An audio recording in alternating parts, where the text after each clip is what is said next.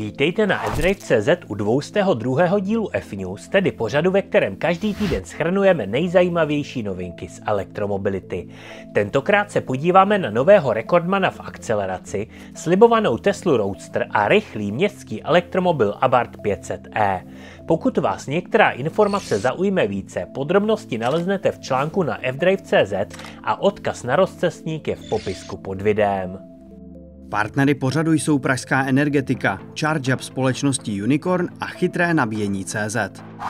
V minulém díle jsme začínali u nového rychlostního rekordu Rimacu se zmínkou o tom, že Rimac Nevera má také nejlepší akceleraci ze všech produkčních aut. To už ale neplatí.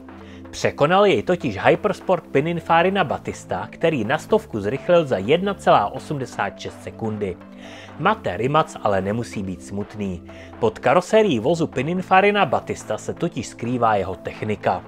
Základ je tedy téměř shodný s Rimacem Nevera. Battista má mírně vyšší výkon a trochu jiné zpřevodování, takže je lepší v akceleraci, zatímco rekord v maximální rychlosti zůstane Rimacu. A které z těchto aut se vám víc líbí? Další auto, které by tyto hodnoty mohlo překonat, je Tesla Roadster. Tu však Elon Musk slibuje už 5 let. Minulý týden ale dal nový slib, samozřejmě na Twitteru, že výroba začne již příští rok. Tak doufejme, že se to již podaří dodržet, protože jistě půjde o zajímavé auto. Podle některých informací by totiž měla být akcelerace podobná jako u Rimacu Nevera nebo Pininfariny Battista, ale s příplatkovou tryskou na stlačený vzduch by se měla dostat až na 1,1 sekundy. A to už je těžko představitelná hodnota. U rychlých elektromobilů zůstaneme, ale nakonec se podíváme na jeden mnohem menší. Firma Abarth je tradiční úpravce vozů Fiat, které připravuje i na závody. Tentokrát si vzala do parády malý Fiat 500e, čímž vznikl Abarth 500e. Ten má zvýšený výkon na 155 koní a spoustu úprav.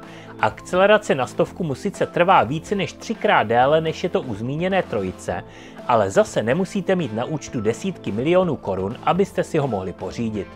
Co na tohle malé a hravé městské autíčko říkáte? Tímto se s vámi dnes loučím. Sledujte nás na sociálních sítích Facebook, Twitter a Instagram nebo v aplikaci Telegram. A samozřejmě i na YouTube, aby vám neunikla další zajímavá videa, třeba příští díl F-News.